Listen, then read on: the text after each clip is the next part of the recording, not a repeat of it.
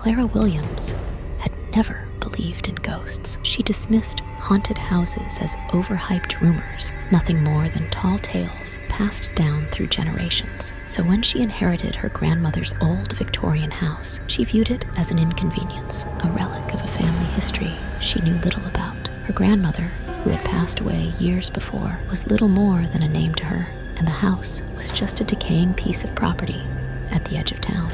After weeks of planning to sell it, Clara finally decided to visit the house one last time.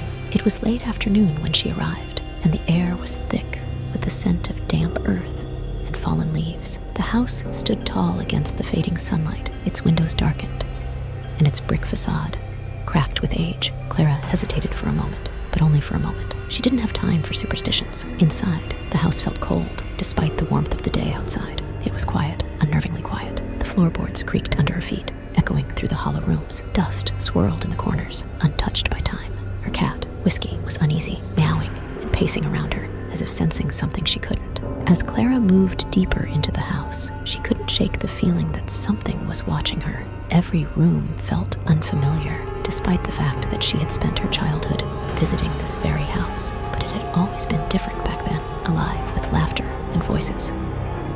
Now, it was as though the house itself was holding its breath, waiting for something or someone. Night came quickly, and with it, a growing unease. Clara decided to sleep in the master bedroom, the same room where her grandmother had once lived. She didn't expect much, just a few restless hours before she could leave in the morning. But when the clock struck midnight, she heard it.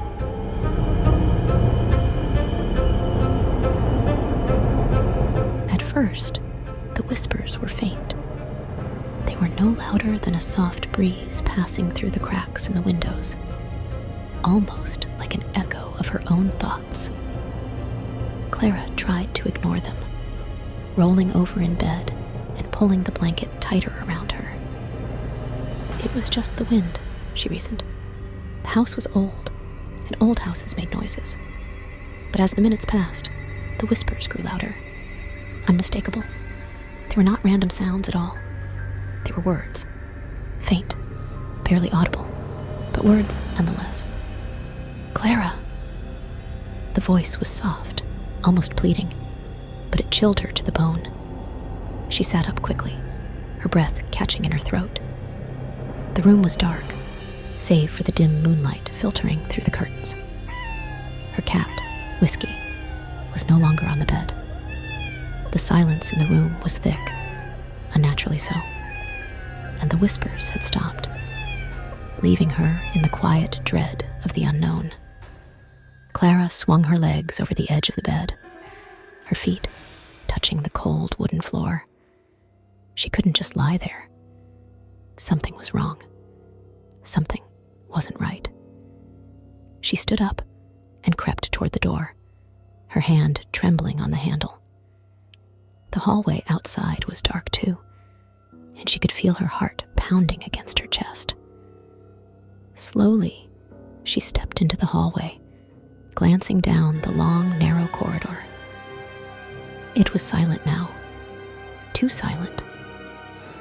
The house seemed to hold its breath as she walked down the hallway, the shadows dancing on the walls.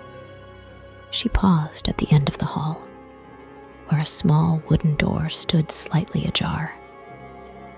It was a door she had never paid attention to before. The whispers returned, louder now. "Come to me." The door opened with a creak, and Clara stepped inside. The room was small, a study filled with old bookshelves and a large wooden desk in the center. The air was thick with the smell of ancient parchment, dust, and incense, faint traces of the past that had lingered in the air for decades. On the desk lay a stack of journals. Clara could make out the familiar handwriting on the top journal. It was her grandmother's. Trembling, Clara reached for the journal, her fingers brushing the brittle pages. The text was scribbled hastily, as though her grandmother had been in a state of panic when she had written it. The last entry read, "Beware the whispering shadow. It waits within the walls. Only blood can break its seal." Clara's heart skipped a beat. Blood? Was her grandmother insane? This didn't make sense. The entire entry was incoherent, as if her grandmother had been desperate to warn someone, but the meaning was lost in the frenzy of her writing. The room suddenly grew colder, and Clara's breath became visible in the air. She shivered, closing the journal and standing up. But as she turned to leave, the whispers started again, this time louder, more urgent. "Clara!" She spun around, but there was nothing there. No sign of anyone else in the room. Yet the presence of something unseen loomed heavy in the air, as if the house itself was alive, watching her. Clara backed away from the desk, her mind racing with confusion and fear. Her grandmother's warnings were clear now, but they made no sense. The whispering shadow? What was that supposed to mean? Was this all just a figment of an overactive imagination? Or was there something real, something darker, hiding in this house? Then, out of the corner of her eye, Clara saw it. A shadow, tall and indistinct, moving along the walls as if it were a living thing. She froze, her breath catching in her throat. It wasn't a trick of the light. It wasn't her imagination. The shadow was real, and it was moving closer to her. "Clara." The voice was no longer a whisper. It was a command, a chilling directive that filled the room with an oppressive force. The air turned frigid, and Clara felt the weight of the room shift. She turned to run, but the hallway stretched impossibly long, like the walls were closing in. Her legs felt like lead, and every step she took felt heavier than the last.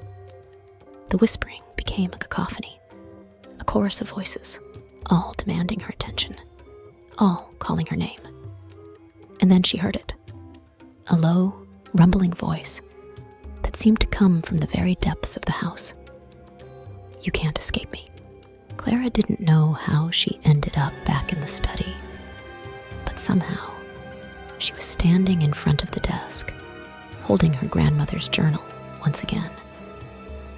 Her hands were trembling as she turned to the last pages. Pages she hadn't noticed before. They were written in a different hand. Perhaps a hand not her grandmother's at all. The journal described a ritual, one that could bind the whispering shadow and lock it away forever.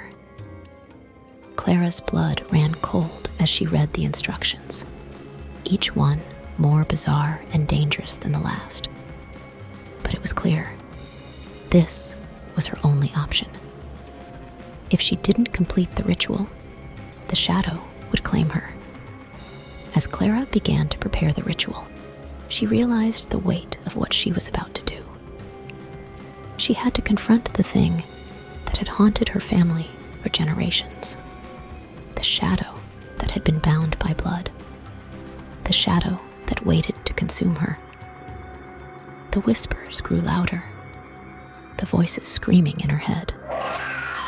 She had no choice but to complete the ritual. But as she did, the house trembled, and the shadow seemed to grow, swelling in size. Just as the final words left her lips, Clara felt a cold hand on her shoulder. "You can never escape me." The room fell silent. The air was thick with tension. The shadows seemed to dissipate, but something was still wrong. Clara stood frozen, staring into the dimly lit mirror on the far wall. Her grandmother's face appeared there, pale, ghostly, and with hollow eyes. Clara's breath caught in her throat, and she turned around, expecting to see the shadow behind her. But there was nothing, except the whispering had stopped. For a moment, Clara dared to hope that she had succeeded. The shadow was gone. But as she glanced back into the mirror, she saw something that made her heart stop. Her grandmother's face was still there, staring back at her with cold, empty eyes. And then the whispering returned, softer, almost tender. "You are mine now." Clara's reflection smiled, a twisted, empty grin that was not her own. The house had claimed her, just as it had claimed her grandmother before her. The whispers would never truly stop. Subscribe for part 2.